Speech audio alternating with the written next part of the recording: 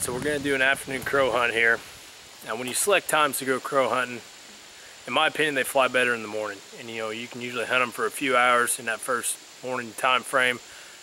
If you can find out where they roost, you can set up within 300-400 yards of it, and you can call them into you pretty easily.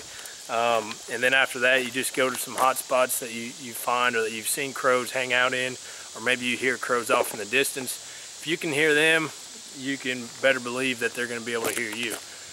Alright, so what I'm going to do, and a lot of times setting up in a wide open field does not work. Alright, one, what they do is they'll set up, they'll land in a tree on the other side of it and then look, especially if they're educated crows and they've been shot at once or twice and are accustomed to that call that you're using.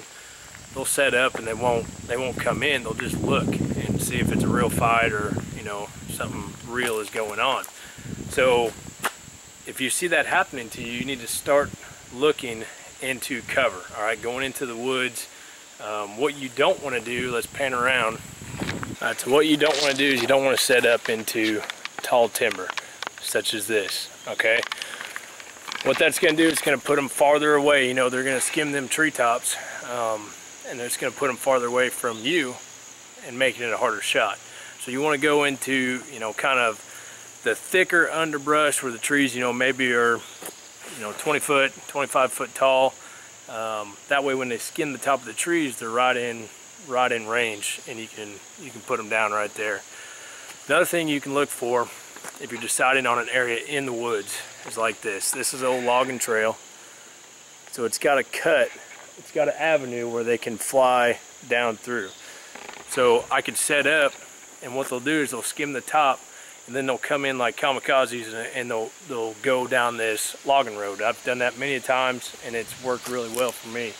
What I'm going to do is I'm going to set up on the edge of this, where I'm at right here. And I'm going to show you kind of the cover that is available for me, and something that they'll just barely have to skim over, and they might be, and it's going to put them right in range. Okay, so this right here is the top of the trees of this cover. All right, so I'm going to set up over here. I'm going to call, and I'm going to expect them to come up over the tall trees, kind of drop down, and then sweep in here to kind of investigate what's going on.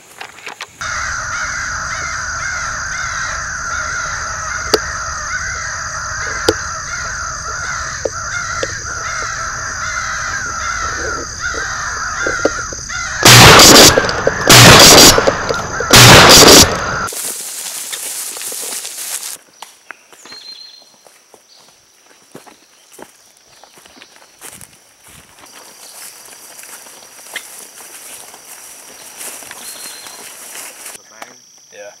Check your barrel. Are you ready? Yeah, I'm ready.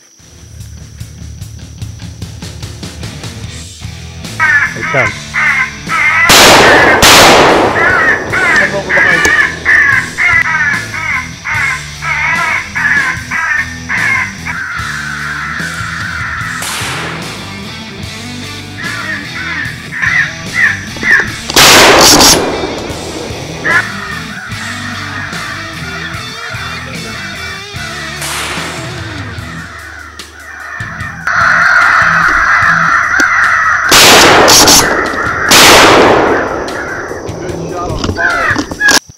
I'm going to unload, and then I'm going to go look for them.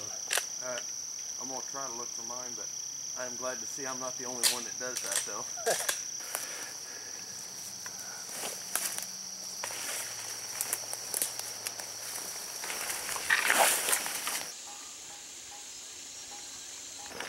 So what's our plan here? Right up here there's a little cut. It goes through that strip of brush. I'm going to set the collar in the woods on the left. Try to stay out in this strip out here. Mm-hmm. And then that way, when they come through, they should be within gun range of us. If we try to set up too close to the tall trees, we won't have a snowball's chance. They stay high there, so if we stay out this way with the collar in a little bit, we have better odds. There's a lot of crows. Anytime you got birds hollering like that, don't be calling when they can. Yeah. You know, if you're setting up, just give them a little bit, and then try calling. Don't try calling right when they're, you know, thinking you can hurry up and get in on the action. Well, at that point they've already seen you. Yeah, they know you're there now. I mean, I can throw some decoys up high. If we put the collar in this strip, you're saying? Yeah. I mean, I can throw some decoys as high as I can get them, you know, just to keep their attention off of us, and then they might swing around more to check it out. So we're gonna go over there? Yeah. All right.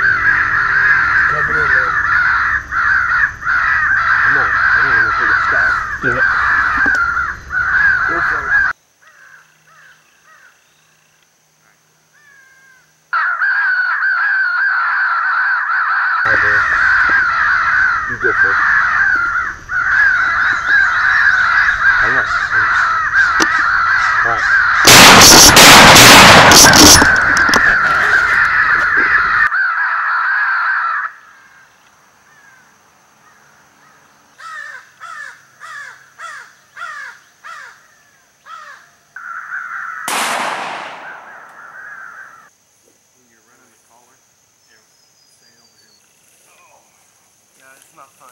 We're getting old. When you're calling with the crows and they're communicating, it's just like turkeys. You want to pay attention to what they're telling you. So if a crow starts getting more aggressive or more excited and you've laid off the call, jump back on it, because he's showing you that he was interested, or at least that he was excited about it. So go ahead and get back on your call when that happens. Yeah, that's a good tip. All right, let's go pick up these birds.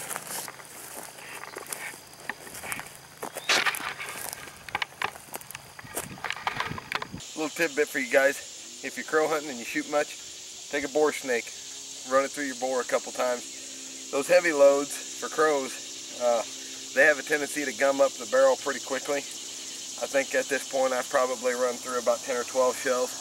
I just run my boar snake through about 2 times, maybe 3, just enough to clean it out, because once it starts to gum up, your patterns are going to end up spreading out and getting splotchy. They're not going to stay consistent. So just take a boar snake with you and run it through about twice. You're good to go again. Fine right there. Yep. I feel like I'm rabbit hunting. feel like I'm tick collecting. Right above you, right above you. I know.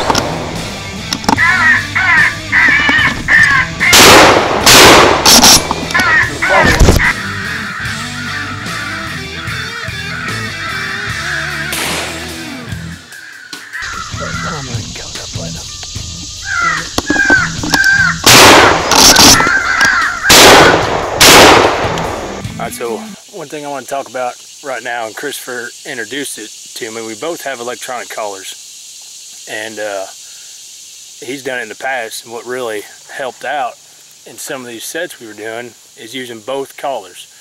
And why do you think, explain why that works? You're doing a couple things there. First of all, you're making the sound come from two different areas, so it sounds like the fight is moving back and forth. So you can kind of fluctuate where it's at a little bit that way.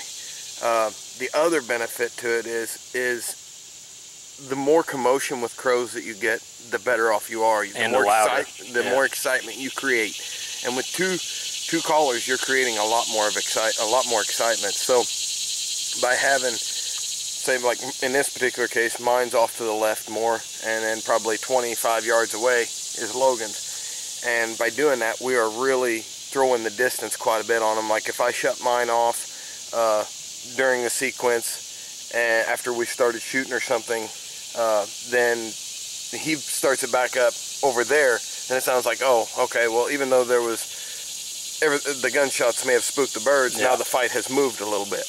Yeah, and one thing, we're using the same brand of collars and the same type of sound. So one thing that we were doing is he would start it up, and then if we were going to use both collars, we would stagger them, and then I would start up maybe 20 seconds after that, because with the same sequence and the same calls, if we hit them at the same time, then it just sounds like there's not enough depth. It's just the same sound multiplied. Okay, so that's what we were doing.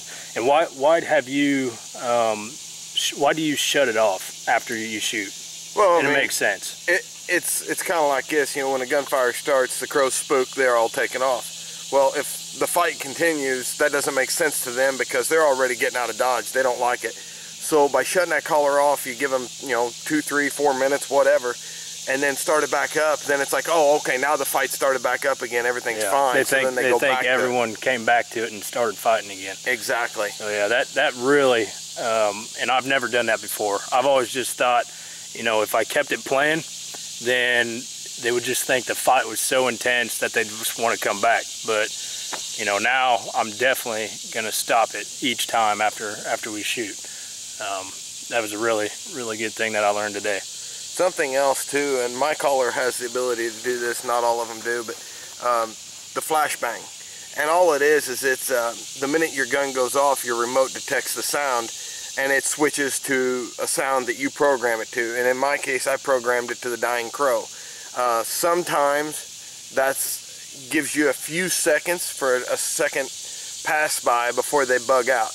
And then right after that's when I shut my collar off. So I kind of use that a little bit. It doesn't always work, but sometimes it adds, you know, maybe one more shot before they bug out. Yeah, a lot of guys use that for coyote hunting. They'll throw in a coyote or a wounded coyote after they shoot to try to get that other coyote to stop. And it's the same theory, kind of what Kristofer was saying, just to get them to hang out, maybe make another pass before they get out of dodge.